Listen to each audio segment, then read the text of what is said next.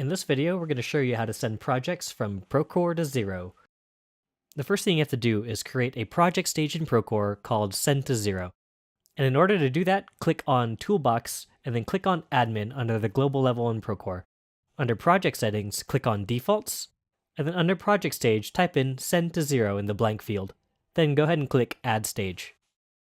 If you're going to send an already existing project from Procore to Xero, go ahead and click on that project and reach its admin settings via Toolbox Admin, then scroll down to General Project Settings, click on Project Stage, and set it to the newly created Send to Xero project stage. At the bottom, click on Update.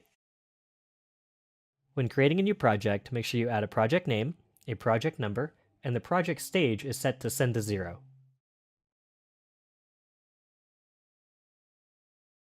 Next, we have to create a project tracking category in Xero. So in Xero, click on Settings, click on Tracking, click on Add Tracking Category, and name the category Project. Our integrations will now be able to pick up your projects from Procore and send them to Xero.